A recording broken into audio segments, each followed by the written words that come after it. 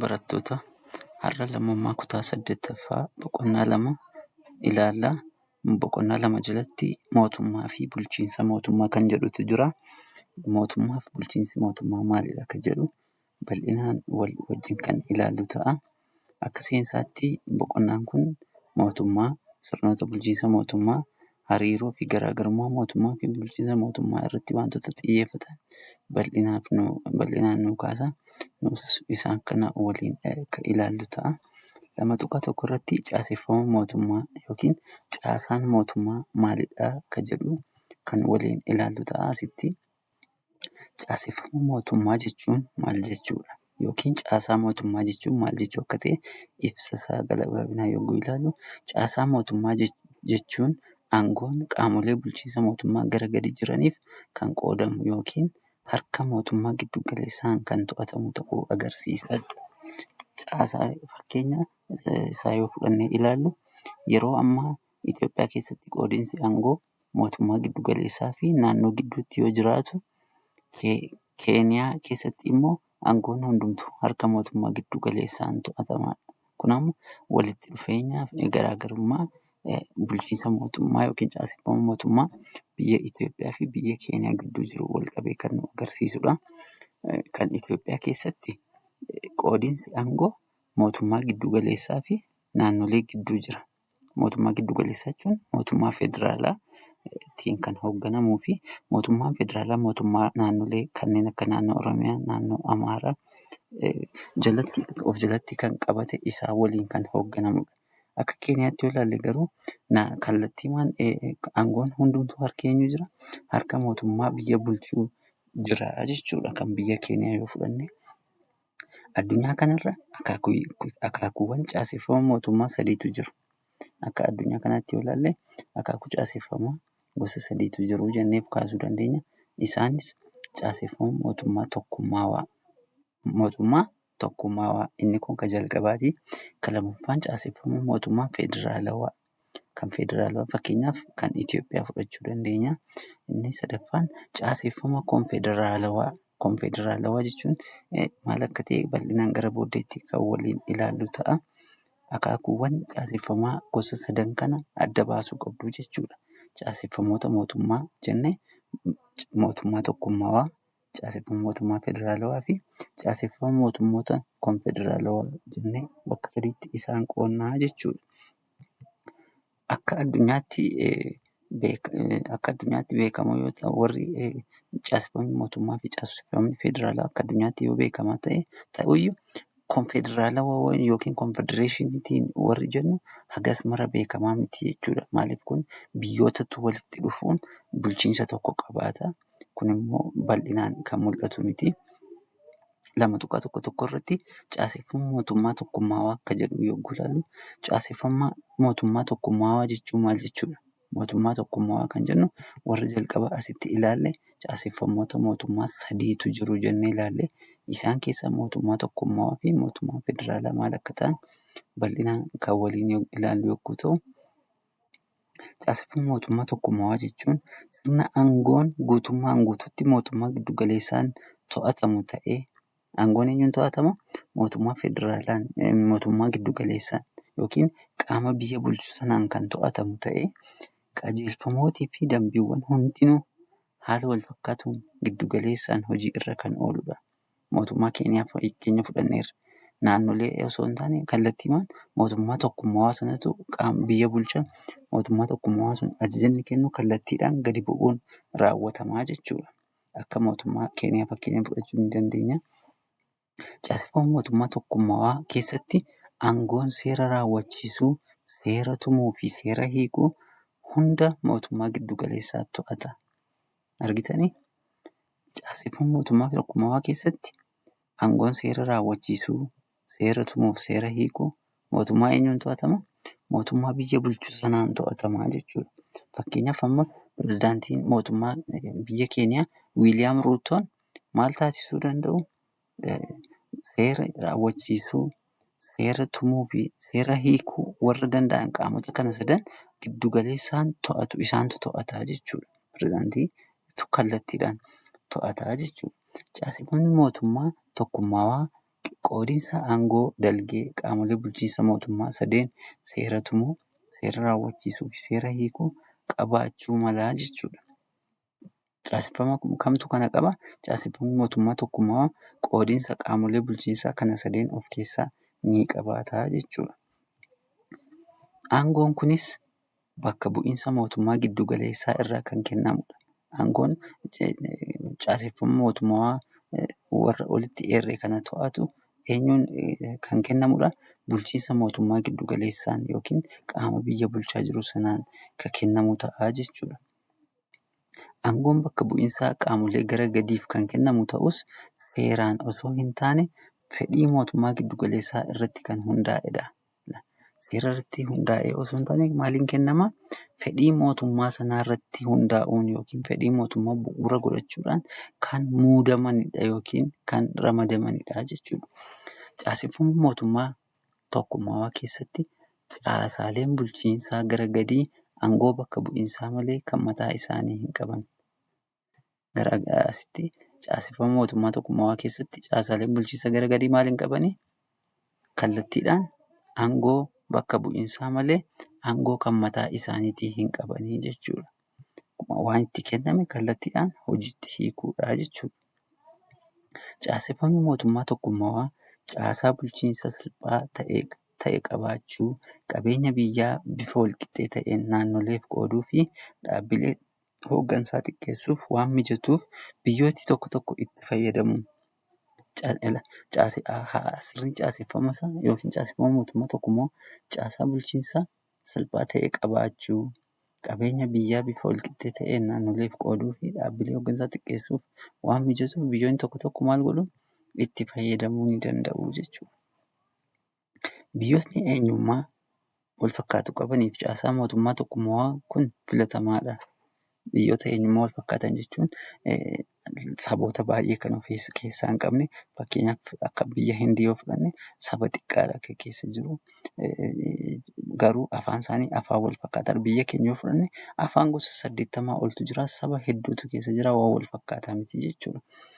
Biyyoota yeroo ammaa caaseffama mootummaa tokkummaa fayyadamaa jiran keessaa Chaayinaa, Sri Lankaa, Yuunaayitid Kingdom, Faransaay, Fiinlaandii, Xaaliyaanii, Keeniyaa, Afrikaa Kibbaa, Jibuutii fi kan kana fakkaatan eeruu ni dandeenya jechuudha. Warri kun maal fayyadamu? Mootummaa tokkummaa fayyadamu yookiin mootummaa tokkoon kan hoogganamanidha jechuudha.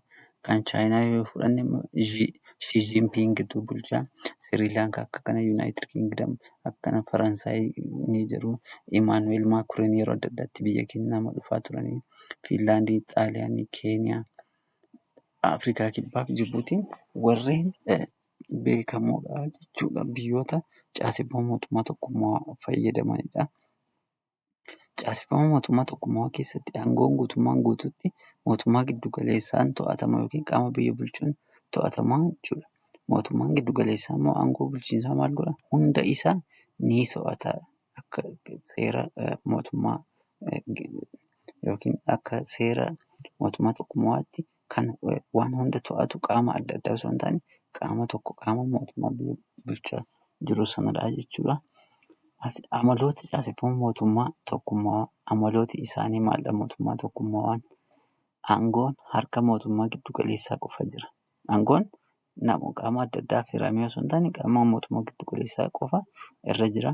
Qaamoleen bulchiinsaa gara gadii seera tuman qaama seera tumu giddu galeessaaf gabaasu.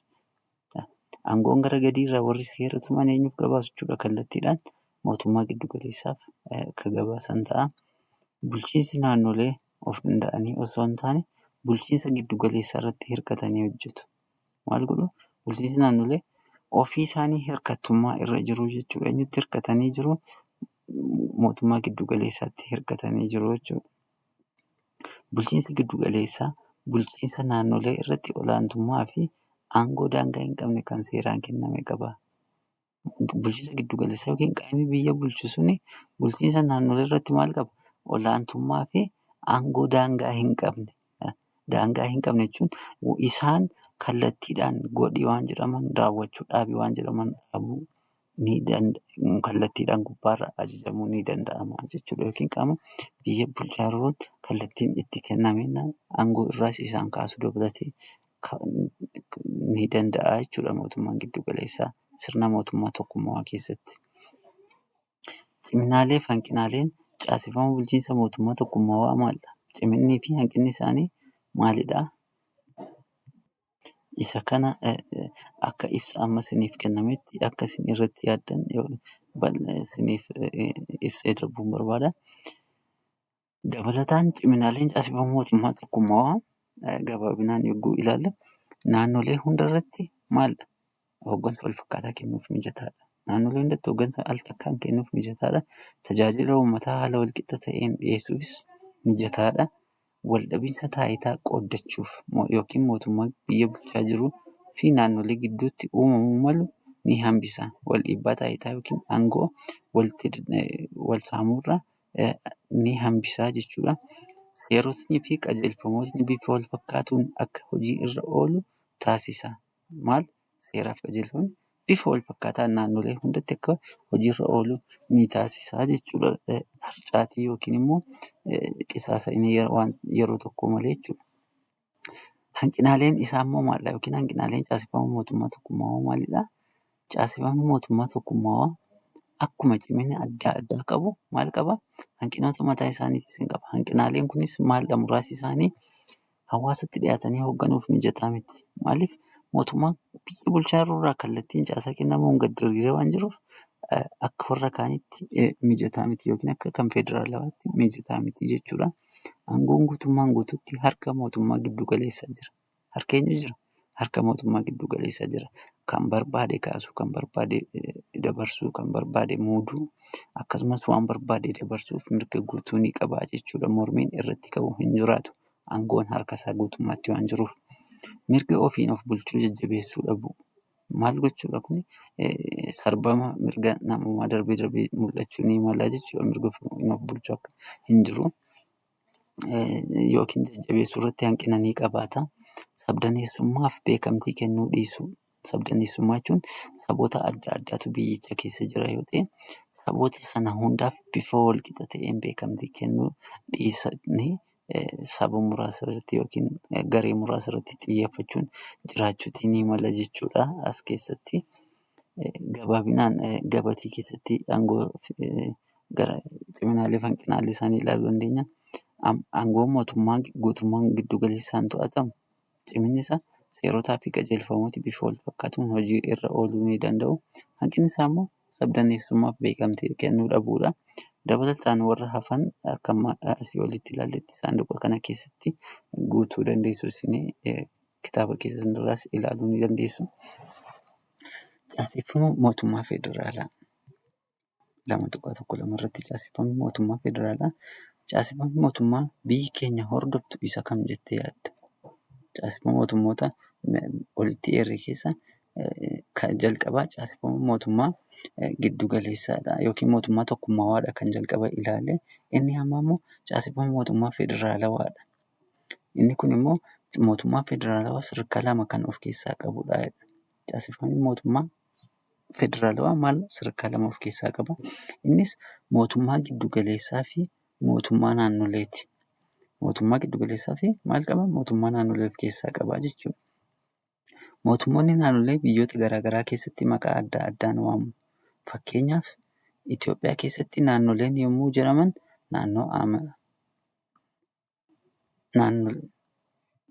biyya Ameerikaa keessatti immoo maal jedhamanii waamamu? Mootummoota jechuun waamamu. Mootummoota jedhamuun waamamu jechuudha. Mootummaan giddu galeessaa dhimmoota waloo biyyaa irratti hooggansa waliigalaa kan kennudha.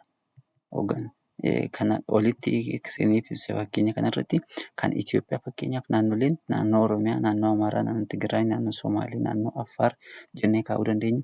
Ameerikaa keessa yoo deemne garuu mootummaa mineensota mootummaa Kanaadaadhaan qoqqoodamanii yookiin sirna isteetota jiraniin akka mootummaatti kan of waamanidha jechuudha.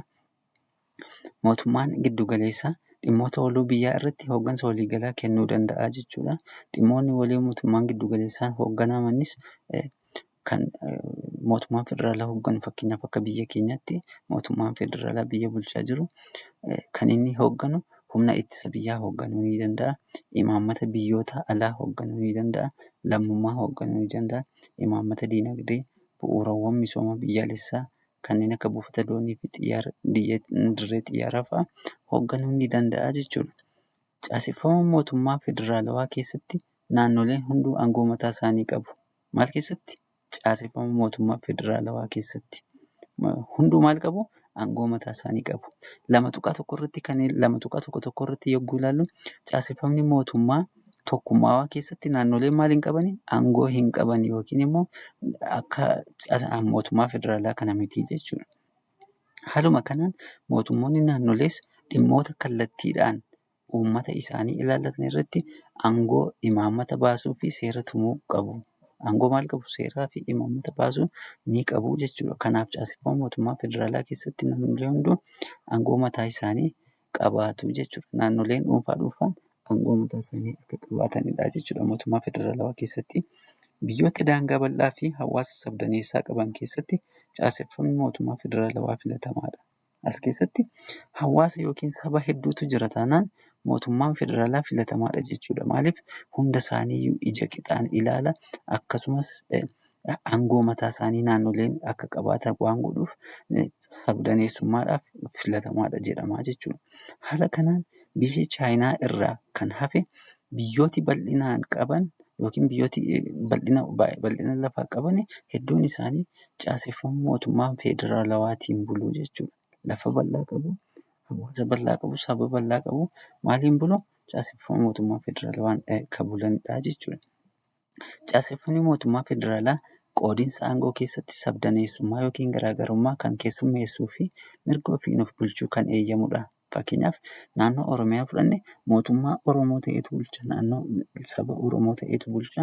Naannoo Amaaraa fudhanne lammii Amaaraa ta'e naannoo hawaasa sanaa keessa kan jirutu bulcha. Naannoo Tigraay fudhanne akka sabdaneessummaan garaagarummaa jiru walitti qabuudhaan akka wal bulchaniif kan gargaarudha jechuudha. Sirni mootummaa yookiin caaseffamni mootummaa federaalawaa.